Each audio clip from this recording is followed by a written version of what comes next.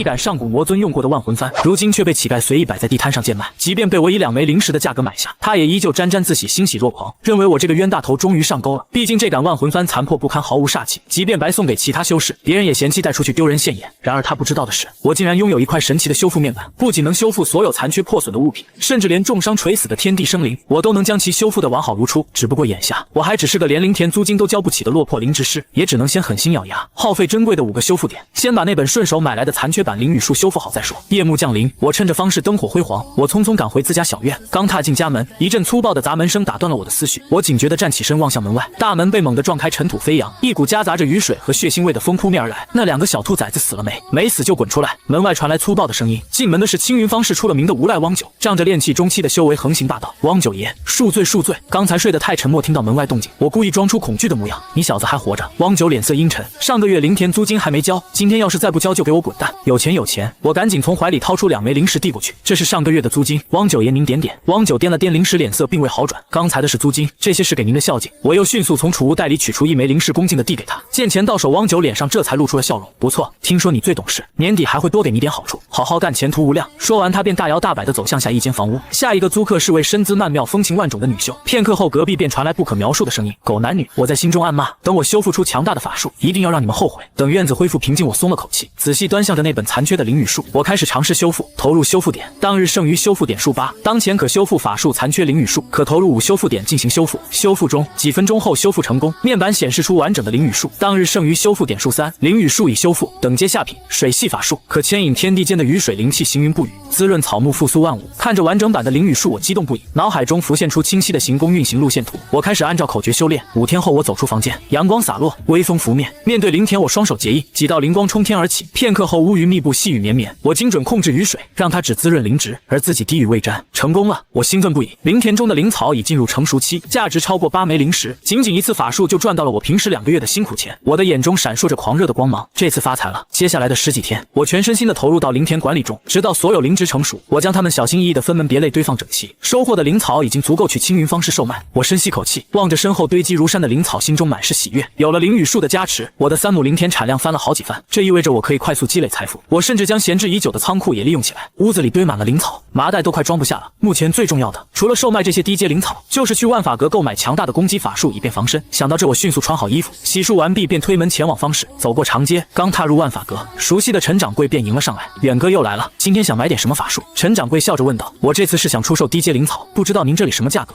远哥放心，我们这里童叟无欺，物美价廉。陈掌柜引我入内，热情的介绍。忽然他愣住了，等等，你是说出售灵草，而不是购买？是的，我平静的回答道。远哥，你平日灵田的收入不是刚好够交租金吗？陈掌柜怀疑的打量着我。最近灵田产量大增，所以我才来售卖。我解释道。陈掌柜眼中闪过狐疑，我们这儿收低阶灵草需要大批量，至少20株，如果不够，下次再来也行。这些够吗？我从储物袋中拿出100多株灵草。够了，绝对够了。陈掌柜眼中露出惊讶，表面上却强作镇定。我去找几个伙计来点数，请稍等。不久，交易顺利完成。我望着储物袋中增加的30多枚灵石，心中欣喜若狂。交易结束，陈掌柜依然热情地送我离开。接着我又去了另外2家店，将剩余的70株灵草售出。最后我花光了所有灵石，买了本残缺的中品法术庚金剑诀，以及一件破损的低级防御法器。赚钱如挑土，花钱如推沙啊！我拍了拍空荡荡的储物袋，不禁苦笑。这次方士之行，我兜售了200多株灵草。为了不引人注目，我特意分批卖给了不同的店铺。这么大笔财富难免会引来觊觎，我不想惹麻烦。这次收获颇丰，如果能修复这本庚金剑诀和那件破损的防御法器，我就赚大了。我暗自盘算着。天色已晚，我回到家，迫不及待地关上门，然后打开储物袋，一本古朴的秘籍和一块土黄色的4方盾牌静静地悬浮在半空。当日剩余修复点数16，当前可修复法术残缺庚金剑诀，可投入9修复点修复。当前可修复法器龟纹盾牌，可投入18修复点修复。看着修复面板，我心中了然，已经10多天没修复了，每天都会获得1个修复点，不同的修复对象难度不同。没想到修复这块龟纹盾牌竟需要18点，比灵语术高了3倍多，我心中有些惊讶。难道这龟纹盾牌品质极高？是我捡漏了？我迅速冷静下来，在修仙界，汪九目前是我最大的威胁，我急需变强。目光落在了残缺的庚金剑诀上，我毫不犹豫直接开始修复。片刻后，面板上发生变化，当日剩余修复点数7，庚金剑诀已修复，等阶中品，精细法术，以自身灵气凝聚凌厉的庚金剑气，10丈外可隔空杀敌。太好了，我终于拥有了强大的攻击法术，我心中狂喜。这时门外传来敲门声，远哥在家吗？一个娇媚的声音传来，让人心神荡漾。我警惕地走去开门，眼前是位身穿青色仙裙的年轻女修，她皮肤白皙，身材高挑，眼神中透着几分魅意。孙道友有何贵干？我问道。远哥你真厉害，昨天看到你田里的灵草都成熟了，能不能便宜卖我些？孙离语气轻佻，我微微皱眉，知道他和汪九有些瓜葛，不想理会。6株灵草送你吧，我想快点打发他走。我看到你今天去方氏卖了上百株灵草，这在田里种出来的产量真是天才。孙离意味深长地说道。你竟然跟踪我？我冷冷地问道。远哥人家是爱慕你，不是跟踪。他抬眼看着我，笑得有些挑衅。你是先天种田圣体，奴家只想服侍你。修仙界如此凶险，何不及时行乐？他靠近我，低语间热气扑面而来。今天就算了，我有事要忙，改日再聊。我赶紧递出5株灵草。孙离微微撅嘴，收下灵草后离开。你真是块木头，太不解风情了。孙离将灵草收入囊中，这才恋恋不舍地离去。走出大门，孙离站在十字路口，眼神闪烁。我不过是个资质平平的灵植师，却能在10几日内产出数百株成熟贤灵草。他定然猜到我身怀机缘，乱世之中，他终究选择了自保，压下愧疚，便要往汪九宅院走去。几乎同时，一道纯白庚金剑气从黑暗中呼啸而出，瞬间穿透他身体。一声惨叫后，他倒在地上，再也不动。我从黑暗中走出，面无表情。我曾给过他选择，是他自己选了绝路。确认四周无人，我弯腰轻点他的储物袋，按照方式方法引导灵力，我顺利打开了孙离的储物袋。3尺见方的玄幻空间里，40多枚灵石堆成小山，还有5张1阶下品灵符，1张1阶中品灵符。最让我惊喜的是一柄8掌长的玉质飞剑，虽然不知道品阶，却是真正的法器。我心中清楚，这些多半是孙离哄骗男人积攒的财富，也算为民除害。可想到汪九，我就心头一紧。他炼气6层，还有中品法器万寿塔，我杀了孙离，难免会被他怀疑。眼下唯有尽快提升实力，才能自保。今日恰逢青玉方士赶集，我腾身直奔主干道摆摊处。主干道上修士络绎不绝，散修的吆喝声此起彼伏。我的目光落在披头散发的老头摊位上，那里摆着一本撕毁大半的秘籍，只剩遇见2字。小友，你可是看中了什么？老头浑浊的眼睛瞬间亮了，伸手就来拉我。我避开他脏兮兮的手，指了指遇见术残本旁泡烂的秘籍。这本是什么？这是敛容术。老头咳嗽2声，烂是烂了点，但也是少见的法术。1枚灵石给你。我心中暗喜，敛容术能帮我隐藏身份，避免兜售灵草时暴露家底，嘴上却故作嫌弃。1枚灵石你不去抢，小友且慢，老夫可以便宜。老头急了，死死拉住我。1枚灵石连这本破烂御剑术一起给我。我做事要走，卖。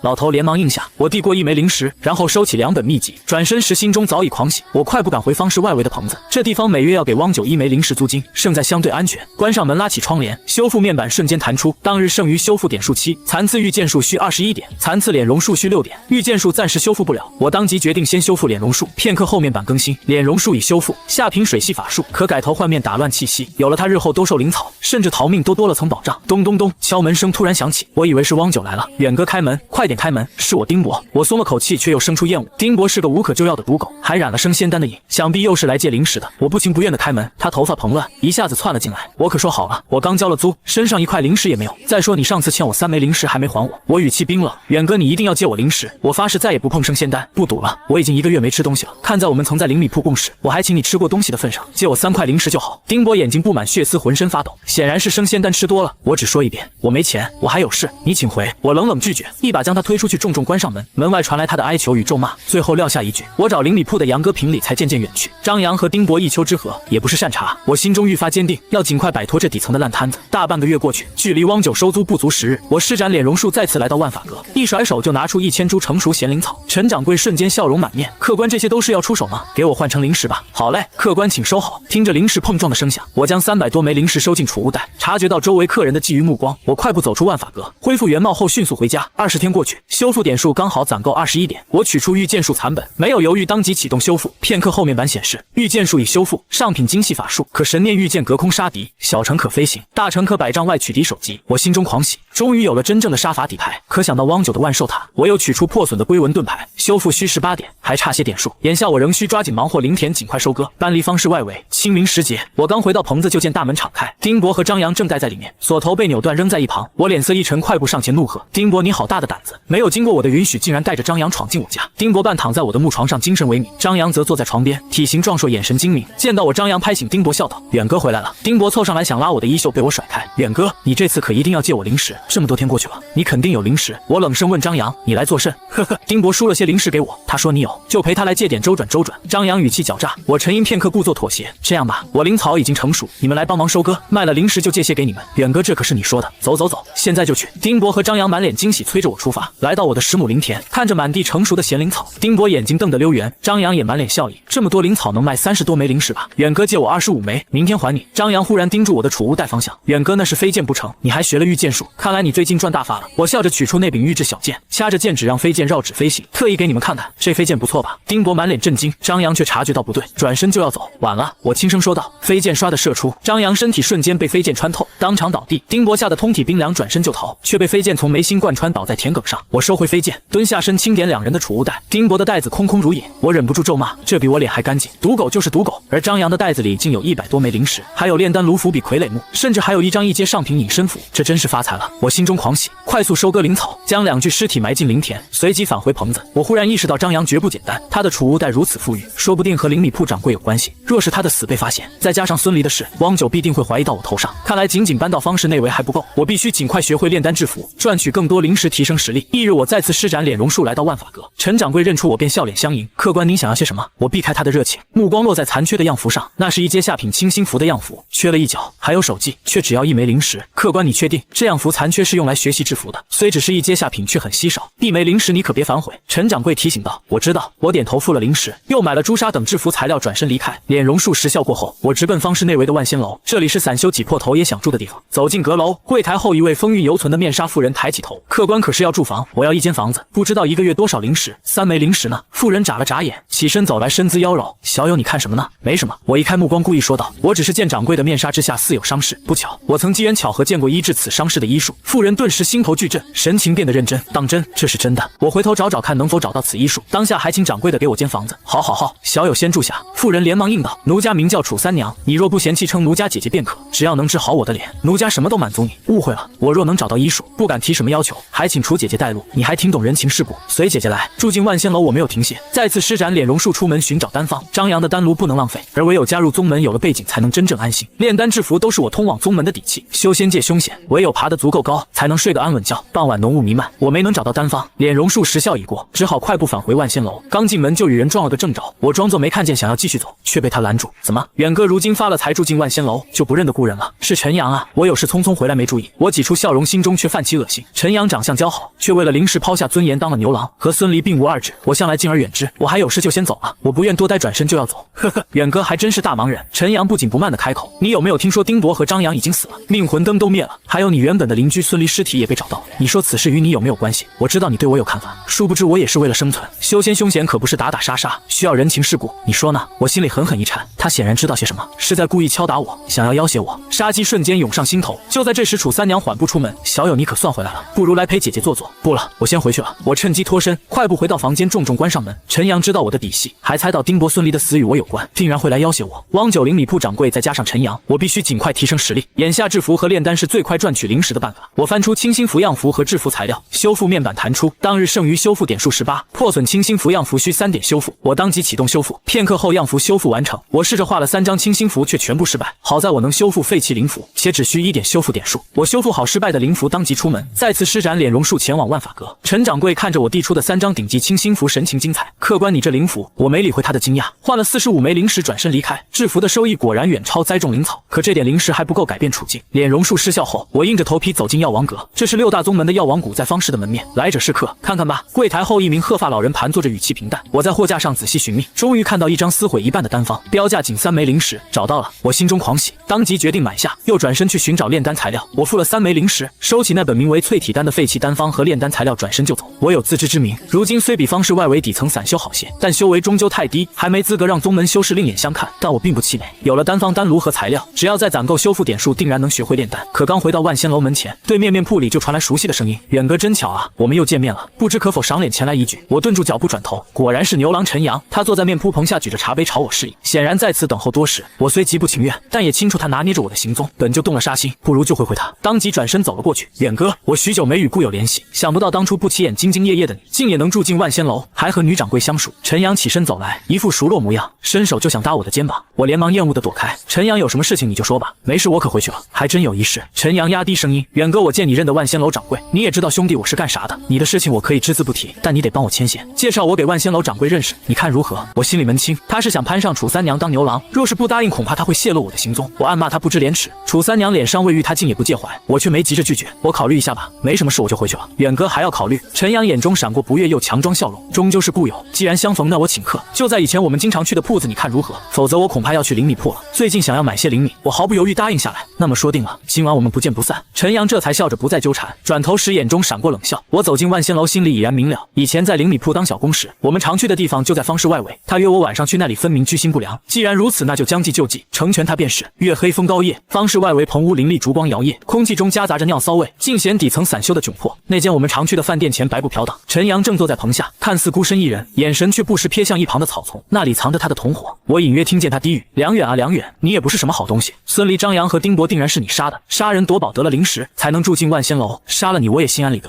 很快他眉头微皱，草丛里的几道身影没了动静，我趁机施展从张扬那里得到的隐身符，神念一动，飞剑悄无声息射出，陈阳当即倒在地上毫无声息。我收起飞剑，取走他的储物袋，又解决了草丛里的3个同伙，收走他们的储物袋后，快步返回万仙楼房间，关紧房门，我才松了口气。清点储物袋，一共收获358枚灵石，其中陈阳独占300枚。翻找间，我从他的袋子里发现了破损的双修秘籍洞玄经，还有不少修仙材料，想来他是得了这本秘籍才选择当牛郎的。面板随即弹出，当日剩余修复点数12，当前可修复秘籍，残次的洞玄经可投入9修复点进行修复。我心想双修或许能快速提升修为，便果断选择修复。片刻后面板更新，洞玄经已修复，等阶中品，以气引动经络，交融2级之力，使修炼者体内神魂能量相互呼应，达成2级共济相互增益，助力提升修为境界。我脸色一红，连忙收起秘籍，又用剩余的3点修复了淬体丹丹方。翌日我早早起床前往万仙楼的炼丹房，这里可自带丹炉炼丹。楚三娘恰好也在，她手中捧着3枚废丹，满脸惋惜。掌柜姐姐，我走上前打招呼，小友这般早就来炼丹。楚三娘笑着转头，今日又浪费了1炉材料，只炼出3枚废丹。姐姐，你手中的废丹能不能卖给我？我有需要。我目光落在废丹上，那竟是一阶上品增气丹的废丹，对我突破修为大有裨益。楚三娘见状起了挑逗之心，笑得分外妖娆。你想要拿去便是，姐姐这本来就是增气丹的废丹，不值钱。她说着捧着我的手，将3枚废丹放在我掌心，肌肤相触，我心底一颤，连忙道谢，多谢姐姐。念及增气丹的妙用，又想到拿人手短，且我急需楚三娘的人情自保，便认真说道：姐姐，半个月后我给你看看伤势，我有80%把握能治好，我须得这半个月攒够修复点数，也能让她多几分信任。你说真的，你能治好奴家的伤势？楚三娘顿时收起玩笑神色，芳心大颤。你要是治好奴家的脸，奴家一定给你补偿。她脸颊通红，眼中满是期盼。半个月后我再来寻姐姐，我不敢多留，生怕被她的风情扰乱心神。转身返回房间，接下来半个月我深居简出，静静等待修复点数恢复。半个月后面板弹出，当日剩余修复点数18，当前可修复物品，废弃的增气丹3枚，可投入6修复点修复1枚。我当即启动修复，片刻后3枚废丹变得通体晶莹，成为无瑕品质的上品增气丹。增气丹由灵植精华凝练而成，可冲击炼气初期境界，初次服用可增加3年寿命。我大喜过望，当即吞服1枚炼化，丹田内灵气沸腾，我成功突破到炼气3层，剩余2枚丹药我决定稳固修为后再用，争取早日突破到炼气5层，才有底气应对汪九。算算时间，与楚三娘的约定已到，我起身前往赴约。途经一家半掩门妓院时，一名女散修探出头，狐媚一笑：远哥竟然是你，进来玩会吧。我认出她是宁轩娇，她的丈夫梁从南是我的同乡，也是带我踏入修仙界的引路人，可他们夫妇竟靠宁轩娇出卖肉身，梁从南拉皮条谋生。我心中满是厌恶，扭头就走。远哥你别走啊，进来玩玩吧，给你打半折。梁从南的呼喊从身后传来，我听得恶心，加快脚步返回万仙楼。来到万仙楼的亭子旁，楚三娘正坐在那里等候，神色紧张又期盼。小友你来了，坐姐姐旁边。她拍了拍身旁的石凳，我硬着头皮坐下，刚要开口，她却抢先说道：小友我便叫你弟弟吧，奴家走到今日成为万仙楼掌柜，经历的苦你难以想象。楚三娘有意无意地贴近我，不过弟弟放心，奴家这些年来都还是处子之身呢。我呼吸急促，小声说道：姐姐我先看看你的伤势，然后治疗，你要在这里治。楚三娘有些惊讶，随即点头，那姐姐就献丑了，希望弟弟别嫌弃。她说着缓缓解开面纱，一张精致的脸庞上，左嘴角下方有片黑色的单独伤势，若是没有这伤势，她定然是个美人。姐姐得罪了。我抬手触碰她的伤势，面板随即弹出，当日剩余修复点数12，当前可修复黑单独的伤势，可投入2修复点进行修复。我当即启动修复，片刻后，楚三娘脸上的黑色伤势肉眼可见的消退，她颤抖着取出镜子，看到自己的脸，激动的声音哽咽：我的脸好了，终于好了。弟弟你不会是药王谷的弟子吧？这是什么医术？这医术另有玄妙，只需触摸即可，无需其他操作。我含糊其辞，不愿暴露修复面板的秘密。弟弟我说过要好好补偿你，况且我还怕伤势反复。楚三娘眼神含情，不如我们去你的房间，你再给奴家好好治治好不好？可以去，我再观察观察伤势。我一时没反应过来，话音刚落就被他拉着手往我的房间跑去。房门关上，我看着满脸红晕的楚三娘，终究没能把持住。殊不知这一幕恰好被前来万仙楼陪客人的宁轩娇看到，她满脸诧异，暗自猜测我也在万仙楼当牛郎。一夜过去，我悠悠醒来，浑身乏累，却惊喜地发现自己竟突破到了炼气4层，想来是与楚三娘双修，再加上洞玄经的功效。楚三娘早已离去，留下绣着荷花的储物袋，里面竟有2000多枚灵石，还有隐身符、金刚符、大力符，丰厚的远超我的预期。洗漱完毕，我准备出门，刚走到门口就被宁轩娇拦住。她妆容浓艳，意味深长地笑道：远哥，我昨日见到的果然是你，我要是不陪客人来万仙楼，还不知道你也住这里，竟还当了了牛郎，傍上了楚掌柜，你胡说什么？我勃然大怒，想要澄清，却有口难辩。你也不小了，这没什么可害羞的。宁轩娇笑着摆手，你梁叔就在门外等着我呢。许久不见，同乡一场，我们请客。以后你要是想我们了，别忘了来扮演门光顾我。远哥真的是你，叔带你去吃点好吃的。梁从南的声音传来，他身材魁梧，满脸和善的走了过来。打住，我还有事。我眼底闪过冷光。从南叔，你们记住，别提及见过我，尤其是别让邻里铺掌柜知道我在这，否则会出大事。我转身就走，随后躲进巷子里，施展隐身符，悄悄跟随他们。我必须确认他们不会泄露我的行踪。走到主干道岔路口，一名身穿锦衣、留着三阳胡子的中年男子唤住了梁从南，那是邻里铺掌柜张怀仁，筑基期修为，看他姓氏定然与张扬有亲缘关系。张掌柜的，你也算对我们夫妇有恩，我也是听了你的开解才送我妻子去扮演门的。梁从南热情招呼。对了，刚才我们还见到了梁远这小子，有空我们带他来拜见你。宁轩娇连忙扭了扭他的腰，示意他别说，可已经晚了。张怀仁笑眯着眼睛问道：你说远哥他在哪？我听得浑身发冷，知道张怀仁定然是要为张扬报仇，此地不宜久留。我转身就要走，身后却传来细微的灵力波动，回头一看，梁从南夫妇已化作两滩血水，我心头一震，不敢停留，全速返回万仙楼，关紧门窗，额头满是冷汗。张怀仁这般灭绝人性的狠人，又有筑基期修为，得罪他无疑是自寻死路。又过了半个月，恰逢方士赶集，我施展脸容术前往集市，主干道上修士络绎不绝，两旁摊位林立叫卖声此起彼伏。我看到一个摊位上摆着制作傀儡的材料，摊主是一名身穿白衣、气质出尘的女子，摊位上还有本泡水模糊的傀儡手抄，记载着一阶上品傀儡的炼制方法，这正是我需要的。这位公子，你可是看中了这本傀儡手抄？女子开口，这里面记载了一阶上品傀儡的炼制法，只不过浸泡过字迹已经模糊，一枚灵石不能便宜点吗？我故作惋惜，实则心中狂喜，我不讲价。女子神情坚定，我微微点头，又买了些傀儡材料混淆视听，转身就要走。公子你也深谙傀儡炼制？女子连忙问道。实不相瞒，我有一傀儡损坏，想要找人修复，你若是精通，可否帮忙？你说的对，我确实深谙此道，不过我当下没有时间，告辞。我不敢多留，身形当即消失在人群中，脸容数时笑将过，且我危机四伏，不敢轻易与人牵扯。回到万仙楼，我却眉头一皱，我的门前矗立着一名女散修，她面容妩媚，眼神挑逗，我曾见过她几次，知道她也住在这里，却避而远之。这位公子，我见过你好几次了，你就住在这边吧。女散修笑着上前，奴家有些口渴了，方不方便让奴家进去蹭口水喝？抱歉，不太方便。我冷冷回应，直接从她身旁走过。此女来路不明，青玉方士这般现实，她能从外围住进内围，定然付出了不为人知的代价。我可不会因大意惹祸上身，眼下我只想尽快修复傀儡手抄，试试傀儡的威力，根本没心思理会她。我快步走远，那女散修顿了顿脚步，气鼓鼓的转身离开。她回到万仙楼的房间，刚推门进去，就有男子声音传来：蔡珊，我的好妹妹，那小白脸有没有心动？那就是个蔫货，根本不敢和我对视，要不然我们非得把她讹个精光不成？女散修蔡珊重重关上门，双手叉腰，眼底满是恨意。那小白脸这么怂，这不算是坏事，说明她怕事。你再加把劲，把她迷得神魂颠倒，我蔡光再抓个现行，到时候还不是认我们兄妹宰割？男子眼眶深陷，语气凶神恶煞。蔡珊脸色稍缓，显然二人是兄妹，打的正是仙人跳的主意。他们年纪不大，却能住进万仙楼，果然没安好心。为了灵石，哪怕付出肉体代价也毫不在意。我躲在屋里，虽不知具体凶险，却也猜到几分。我取出赶集简陋的傀儡心得手抄，看着面板上的修复点数，当日剩余修复点数28，当前可修复残次的傀儡心得手抄，可投入1修复点进行修复，仅需1点。我有些惊讶，当即启动修复，片刻后手抄上模糊的字迹变得清晰。傀儡心得手抄已修复，等阶上品，包含1阶下中上品多重傀儡炼制新的。我心头一喜，果然是捡到宝了。随后我取出破损的龟纹盾牌，面板弹出，当前可修复法器，损坏的龟纹盾牌可投入18修复点进行修复。我果断修复，面板显示当日剩余修复点属9，龟纹盾牌已修复，等阶2阶下品，土系防御类法器，可抵挡筑基初期普通1击。有了2阶防御法器，我松了口气，却也清楚汪九和筑基期的张怀仁仍对我虎视眈眈，这点准备远远不够。我决定先炼制傀儡，用作眼线窥探敌情。翻看手抄，我选定1阶下品的傀儡雀，材料正好齐全。第一次炼制失败，傀儡雀歪头歪嘴，我仅用2点修复点数便将其修复得栩栩如生。傀儡雀1阶下品，灵力驱动可飞行，100丈范围内可窥探地面。我驱动灵力傀儡雀振翅飞出，飞行灵活足以以假乱真。借着傀儡雀的视角，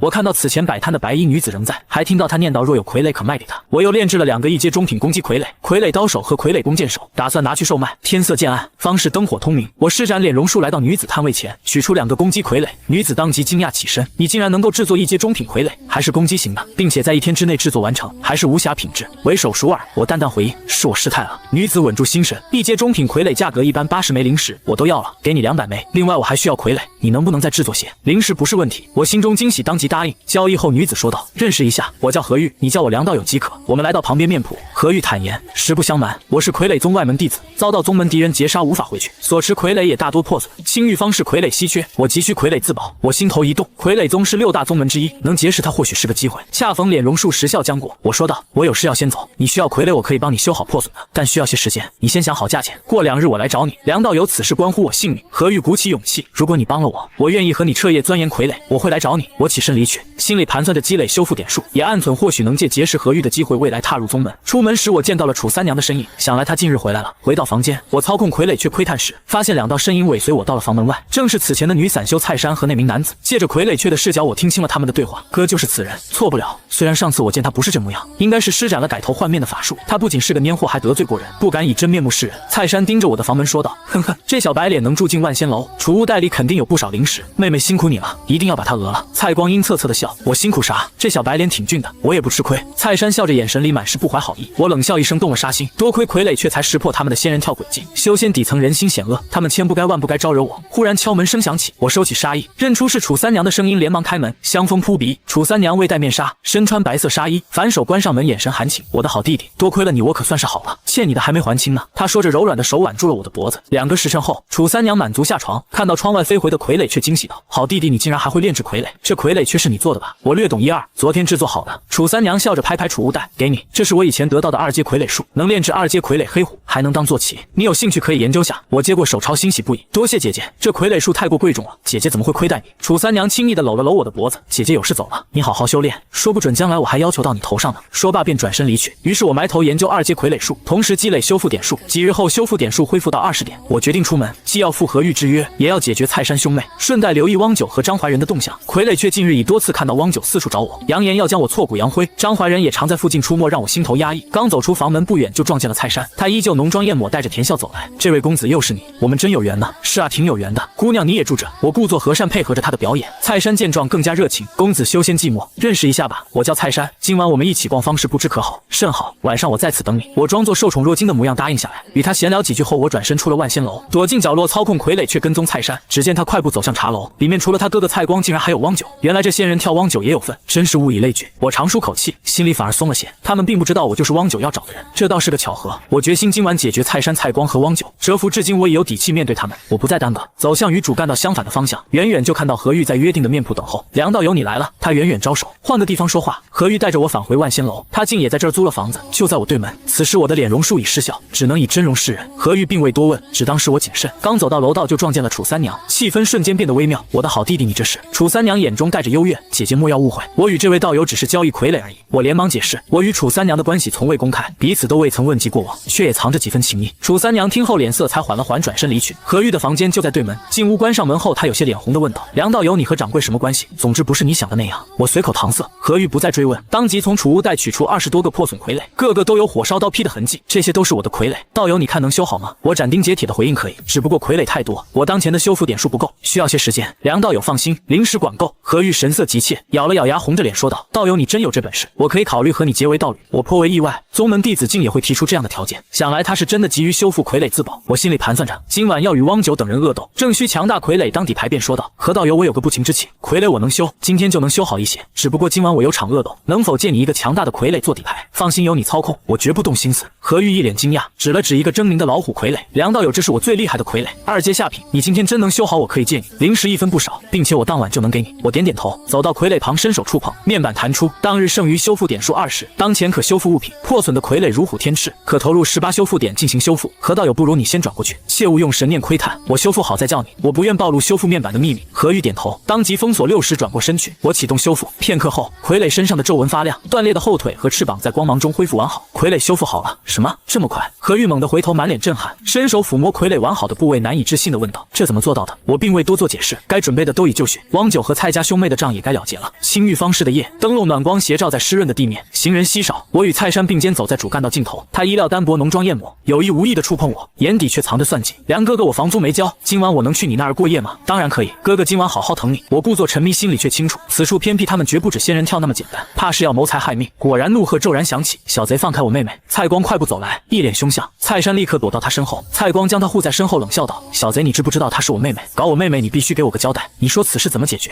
我嫌弃地拍了拍被他碰过的衣服，可算是来了，早就怀疑你们是仙人跳。我扫了眼远处，傀儡却传来画面，汪九正在主干道后头把风，看来这几人惯做恶事，轻车熟路。蔡珊兄妹随即笑了，蔡珊褪去羞涩，坏笑道：“这小白脸竟然猜到了，挺聪明的。我就说让我和他过夜，让我舒服舒服，你再来吗？”蔡光懒得理会，目露凶光：“小子遇到我们算你倒霉，四下无人，你以为你还能活着离开吗？有什么什么遗言你就说吧，一会你可没机会了。说罢，他取出明晃晃的大刀，先告诉你们我的名字吧，我叫梁远，我漫不经心地道，早已胜券在握。蔡山一愣，你就是汪九找的那个梁远？话音刚落，一头长着翅膀的老虎傀儡突然从暗处涌现，这是什么？蔡光头皮发麻，举刀去挡，可二阶傀儡的威力远非他炼气5层能抵挡，哧哧几声，蔡光被傀儡斩杀，蔡山也没能逃脱，被利爪碾压在地，当场殒命。我走上前收下他们的储物袋，对暗处操控傀儡的何玉点头，让傀儡藏回阴影，静静等候汪九。梁远，你个杂碎，竟然是你！汪九快步赶来，左脸刀疤狰狞，右手托着玄色万寿塔，气势凶悍。他见蔡家兄妹惨死，又惊又怒，却没看清暗处的傀儡，仗着炼气中期修为和万寿塔并未惧我，积压多日的危机感彻底爆发。我不想借傀儡之手，只想亲自了结他。我取出隐身符，身形瞬间消失，同时祭出飞剑直刺他脑门。汪九大惊，连忙用万寿塔抵挡，却被飞剑的力道震得心头一震。这是2阶飞剑，给老子死！他怒喝着朝灵气波动处拍去，我立刻祭出龟纹盾牌，浑厚的灵力挡住攻击。这是2阶防御法器，你也到炼气4层了？汪九彻底慌了，慌乱间飞剑直直刺入他眉心。我解除隐身符，走到他尸体旁，捡起储物袋和万寿塔，心头畅快不已。不知不觉间，我早已超越了这个曾让我日夜不安的恶霸。梁道友，你竟然还会御剑，并且那把还是2阶飞剑，就连我都没有。何玉收起傀儡，走出，满脸惊讶。不仅如此，你还有2阶隐身符，底牌真是不简单。我才知这飞剑竟是2阶品阶，心中惊喜。先回去，此地不宜久留，那些恶人的尸体就让他们曝尸荒野便是。刚要动身，何玉却处在原地，红着脸小声道：梁道友，我之前说过你帮我修复好傀儡，我和你结为道侣，不如今晚你在我哪里过夜？我心头一热，点头应下。何玉急于自保，又佩服我的实力，而我也需借助他的宗门身份，各取所需，亦有几分情谊。翌日清晨，我们共同醒来，何玉背对着我莞尔一笑：梁道友，如今我们的关系也不必这么生硬，我就叫你公子吧，你叫我小玉。好，小玉，你的气息，我察觉到他的气息比昨日更盛，我突破了，多亏了你的那本洞玄经。何玉脸颊通红，我也察觉到自身修为精进，只差一步便能突破到炼气5层。我把玩着万寿塔，何玉提醒道：公子，这法器是用来收服灵兽的，一般是万寿山弟子在用，汪九或许和万寿山有关。我心中一动，万寿山是6大宗门之一，以奴役灵兽为生，这万寿塔炼气期只能收1只灵兽，汪九大抵是想留着空位收更好的灵兽，倒是便宜了我。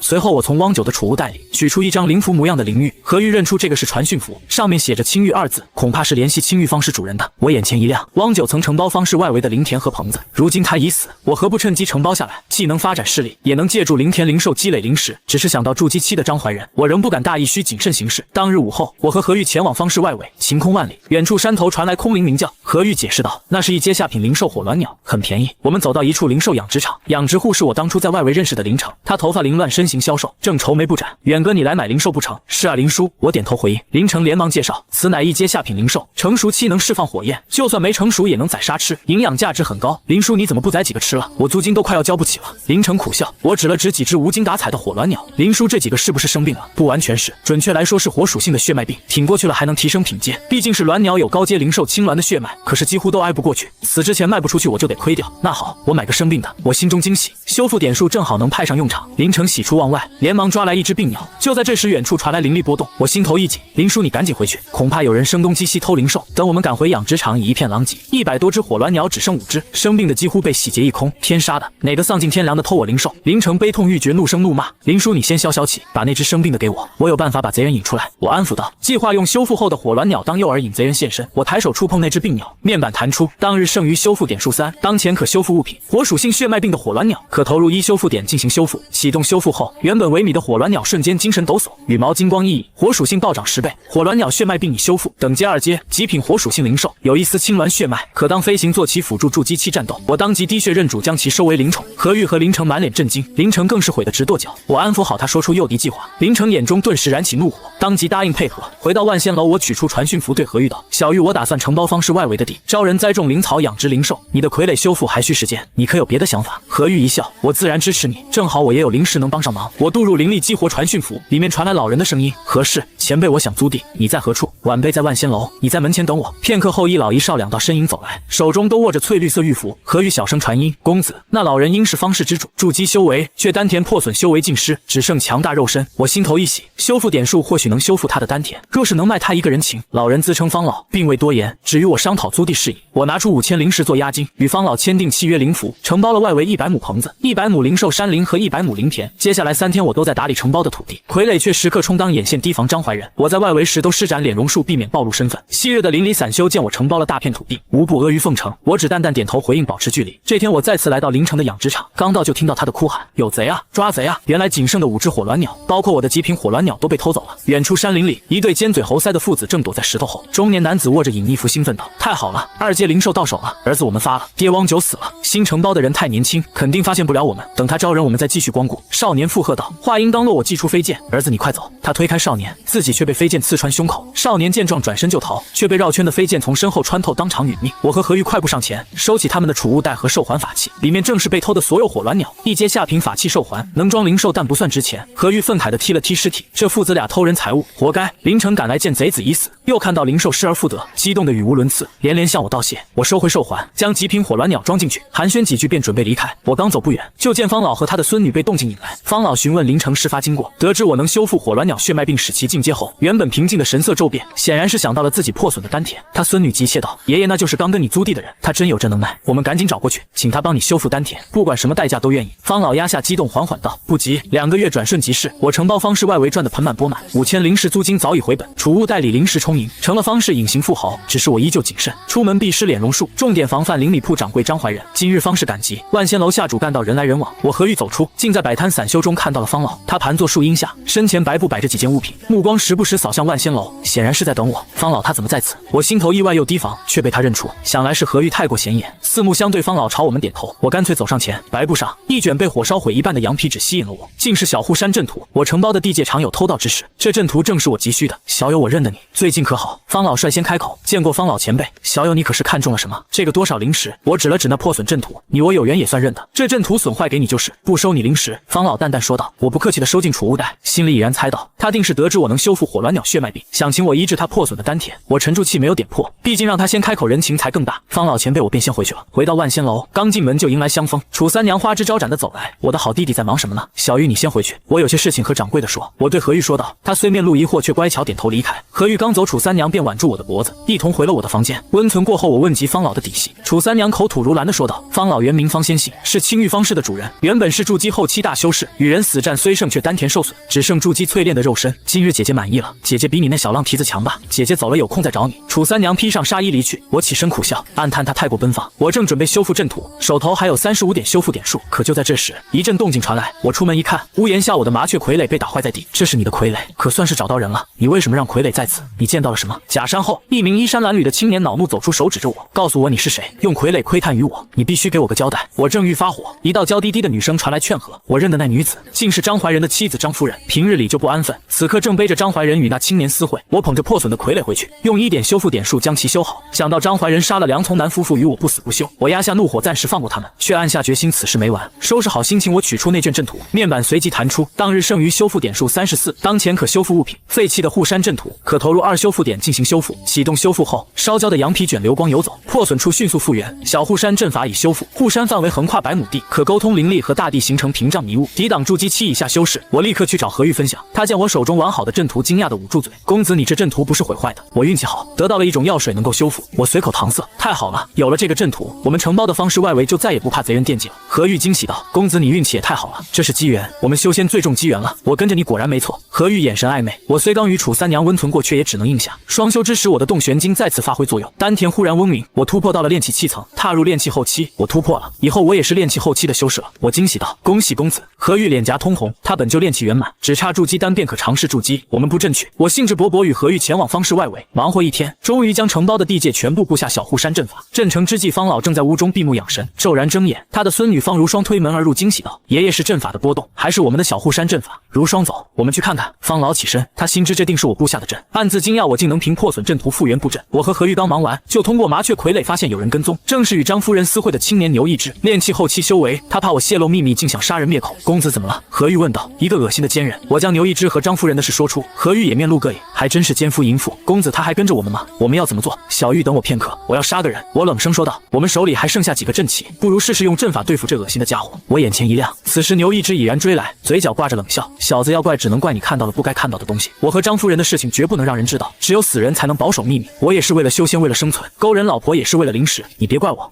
这是什么？他忽然脸色大变，四周已然起了浓雾。不好，是阵法。他转身欲逃，却已来不及，一道银光划破迷雾，他身体直直地倒在地上。我和何玉走出迷雾，蹲下身取下他的储物袋，里面竟有1000多枚灵石，还有一件金光熠熠的四方印章，正是张怀仁的本命法器金刚印。何玉见我脸色凝重，连忙问道：公子怎么了？这法器是我死敌的本命法器，这该死的奸夫，他偷的人也正是我这位筑基期死敌的结发妻子。我将与张怀仁的恩怨说出，竟有此事。何玉惊讶道：岂不是说这是烫手山芋？我们怎么办？把储物袋都扔了？我摇头。头，我有办法，我想到了方老，他或许能剔除法器中的神念，让我得以使用。我取出传讯符联系方老，不久后便在万仙楼凉亭中见到了他和方如霜。楚三娘这丫头的万仙楼经营的不错，看来我也要来这里租个住处才行。如霜你说呢？爷爷你租2间吧，我自己1间。方如霜笑道：方老前辈，我听说了你的伤势，也听说了你询问过林城，得知我医治了灵兽的血脉病，所以晚辈斗胆看看前辈的伤势，我开门见山。方老释然，那么老夫我也明说了，你真要能治好我的丹田，我的一切都可以给你，包括我这水灵灵的孙女。方老语气真诚。方如霜脸颊通红，跺了跺脚，我正失神，腰间被何玉狠狠掐了一把，连忙回过神。小友你说吧，我知道你也有求于我，才会来找我。我说的可对，确实有事相求。我取出储物袋，事情是这样的，我有一死敌，是筑基期的修士，我一直都在躲避他的追杀，因为一些原因，他的本命法器被我得到，就在这储物袋子之中，其中有着他的一丝神念。方老前辈，不知道你有没有办法能够剔除此法器之中的神念，让我占为己有。筑基期修士的本命法器，方老来了兴趣。这其实很难，只有一个办法，那就是强行损坏，让神念无所遁形。毕竟本命法器不完整的话，神念也就无法留存，只需要1刻钟就会散去，哪怕是法器的主人，也会因为本命法器受损受到损伤。如此这般，这法器留在手中，你也用不了不是？小友你可想好，你真要这么做？我当即点头，有劳方老前辈，我要损坏它，不能让他知道是我，也不能让他知道在这里。我心中暗喜，损坏了我还能修复，既能重创张怀仁，又能得到法器，这简单。方老取出阵旗，快速布下屏蔽阵法。小友有所不知，我擅长阵法，此阵可让本命法器的主人完全感知不到。放心，我爷爷的阵法从储物袋拿出来都没事。方如霜自得道。阵成后，我取出金刚印递给方老，他用力将其敲成2半。远处灵里铺的张怀仁赫然吐血，多谢方老前辈。我连忙接过破损的金刚印，你帮了我大忙，我答应你，我必定能治好你的丹田，不过我需要些时间，也不会太久，